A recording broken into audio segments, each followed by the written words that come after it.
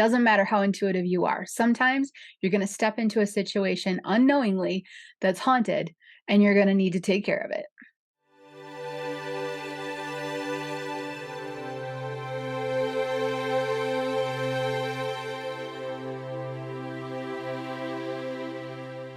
This is the situation that happened to me. I inadvertently moved in to a haunted house with my family, and this is how it all went down.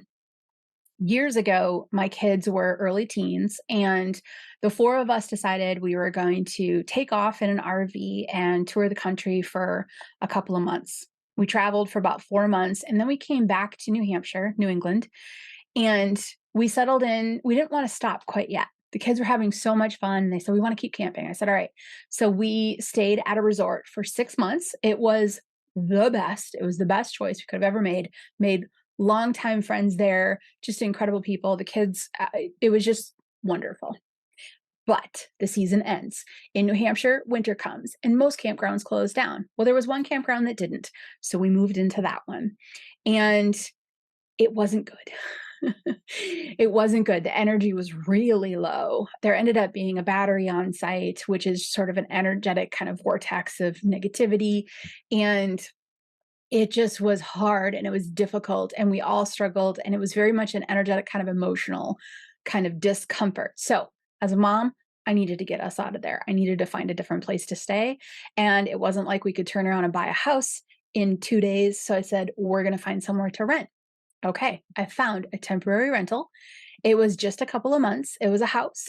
It was big. It was roomy. It was furnished. It was old. It was a little bit creepy, but it was visually creepy. And I thought, oh yeah, this is fine. This is fine. And now I'm in mom mode. At the time that I'm finding this house, I'm in mom mode.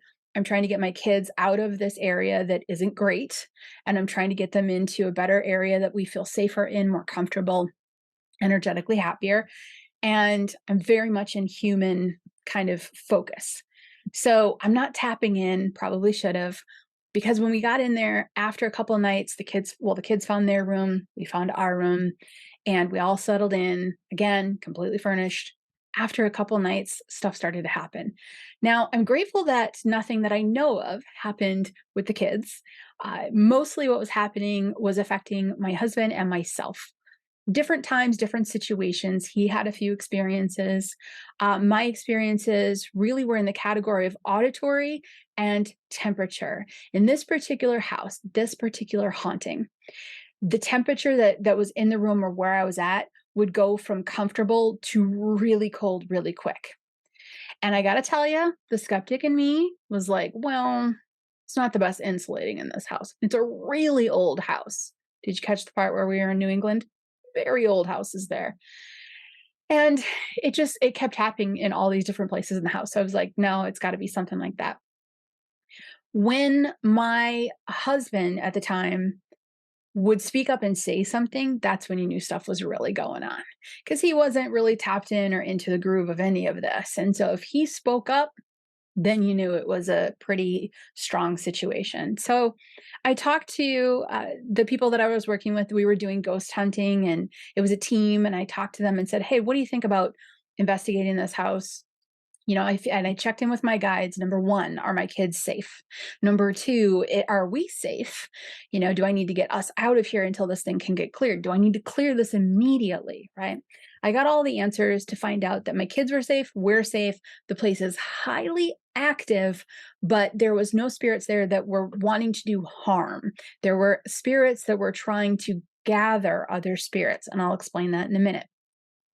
So I said, okay, well, we're not in harm's way. And how soon can we get this ghost hunt done, this ghost investigation, right? Because I don't want to book it out for a week. I don't want to be in a house not clearing it for a week. These spirits that are in this home need to go home, right? They need to cross over. And the team got out there really quickly and did the ghost hunt. For the night before, I think it was the night before, if memory serves, I was woken up by the voice of a man, and it wasn't my husband, and it was really loud. I can't recall exactly what he said. It was something like woman, or he called out her name or something like this, but it was as if a man was right in front of me and yelled right at me. And this was something similar to what my husband at the time experienced as well. And I sat up in the middle of the night and I thought, well, I'm going to tap in. I'm going to look around. I know we're safe. I've GCP'd my kids. I've GCP'd myself. I've done GCP around all of our space, everything. We're fine, but I need to figure out what's going on. Now my curiosity is there. And once I tapped in, it became clear to me very quickly that the male spirit in the house was really strong, strong enough to create an actual auditory experience. Now, disclaimer, that's not my strength as an intuitive. Hearing something outside of myself is not my strength. There are some people that's how their intuition comes through. For me, if I hear someone speaking, I hear it within. I don't hear it from outside. So I knew that this male had a lot of strength. Turns out he had been there for a very long time. Turns out he was a preacher, and he was gathering spirits, and he wasn't necessarily doing it to help them. That was a very enlightening thing to see. And now, knowing that my kids are safe, knowing that I'm safe, knowing that the ghost investigation team's coming that day, I thought, okay, well, I need to do another layer here of sort of a spiritual clearing GCP. I still want the team to come, but the priority is more so the spirits that are stuck in this house. And it became very clear to me that night that there were many spirits stuck in the house that didn't want to be there, that were gathered by this one man. And not cool. That's all I gotta say. Not cool. So so I did GCP with the people that were being gathered and being kind of held there. This man was treating them like they were his flock, and he was trying to help them. And I thought, this is just wrong on so many levels. If you're trying to help them, you would want them to cross over. You would want them to continue on to whatever version you're talking about.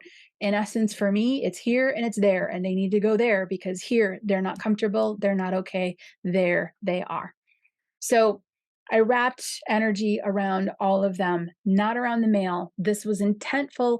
This was an intent to kind of separate him from the spirits that he was holding. So this is a great technique for doing crossing over work when you run into this situation, because yes, sometimes one spirit or many spirits can hold another spirit and block them from being able to cross over.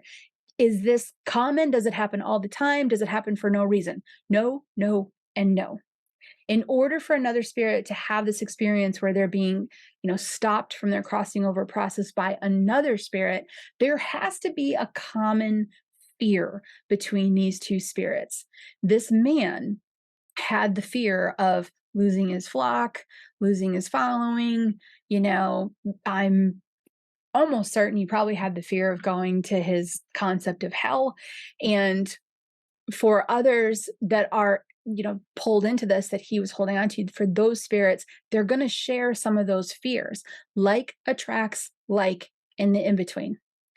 So when those fears are similar, that gives the one spirit more strength to be able to say, hey, let's stick together. It's kind of this feeling of, I don't want to be alone in between here, in this in between. And it doesn't matter how they're going to present themselves. In this case, presenting as a preacher, doesn't matter how they present themselves, but they will collect or gather or huddle or whatever word you want to use for that.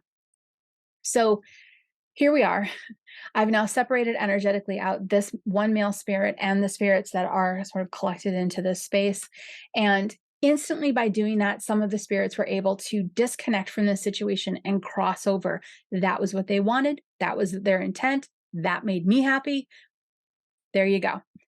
And I talked to my guide again and I said, okay, do you want me to continue right now, or do you want me to wait until the team is here? And he says, it's okay. Everyone's okay. The team's coming, right away tomorrow. It's okay. So I went back to bed. I was also very tired. And my husband at the time and my two kids, they all decided that they were going to, take off and leave and give us the space in the house to do not only the investigation, but the clearing. And this is the fun part. We're doing the investigation, and I was sitting in the kitchen on the floor of the kitchen, leaning up against a cabinet, and one of the teammates was sitting there as well. It was like one or two of the teammates were in there with me, and we were sitting there asking questions for audio. What's your name? And then you sit quiet, see if you can catch anything on audio. Is there a reason why you're here? Are you angry? Like asking some of the pretty standard, ghost investigating questions for EVPs. And all of a sudden, the dishwasher that the other team member was sitting right next to turned on.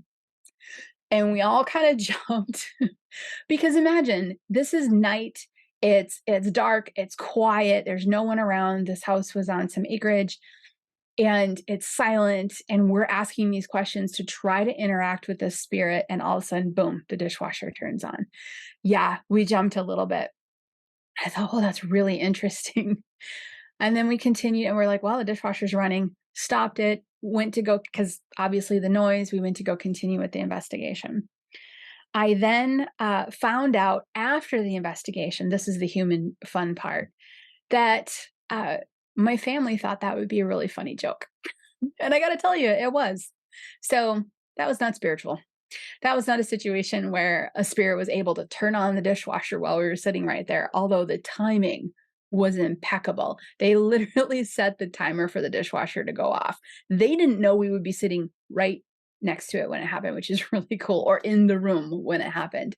But fast forward, now that the investigation was done and we did our due diligence for collecting, information and any evidence that we can collect spiritually, I was able to clear out the rest of the house. And the second I did that and tapped into the remaining spirits, again, not the man, but the remaining spirits, it was just thick. It was this thick, like black, dark energy cloud that was just heavy and kind of depressive. And not only did I need to clear that, which ended up being very representative of what happens when someone in the in-between, a spirit in the in-between, tries to collect negativity and other spirits. But it was just desperate to be broken up, saturated, shifted, and moved along. And that's exactly what I did. I worked with my guide and said, what do I do? Step 1, step 2, step 3. When I sat in the energy of this kind of cloud of negativity and kind of sorrowful emotions, it was a bit overwhelming. But when I was able to step back from it, and I sat in it for a minute, really sort of with the investigators kind of mind frame, and then when that was done, I stepped out of the energy, worked to cross over and clear those that were in it. So I was able to move along all of the spirits that had been collected by this individual. I was able to also dissipate and change from a negative vibration to a positive vibration, the negative kind of sad looming energy that was in the house as a result of this man collecting this energy and bringing it in. And that's when I turned to him, and it was time for him to go. So I worked one-on-one with him. He was pretty standard as far as a clearing goes, because once I was able to help cross over the spirits that did want to go, that had been drawn into this space without wanting to be, once I was able to clear out the negative energy, it was kind of like taking the wind out of his sails. And at that point, he was just done, ready to go, in essence. So in this particular clearing, there's a few things to take away from this. First off, really funny prank with the dishwasher. My kids have such a great sense of humor. I absolutely love it. And we all laughed when they came back about it. It was really funny. So that's that.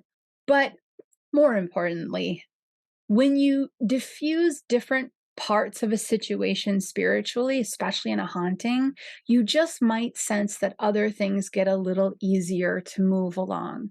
When you're able to shift the attention of the spirits that are stuck from the thing that they're focused on so much to remain stuck into the thing that is, gets them a little bit closer to the other side, or relaxes their energy or expands their energy, it's a little bit easier to work with them, to have them cross over and go home. At the end of the day, not only the preacher, but the others that were gathered there, participating in the flock and the gathering and whatever that was, they were all able to cross over and go home and shift out of that mentality, that low vibration, and be able to complete their journey. This means the world to me, as you know, because my heart screams it every single day. Goes for people too.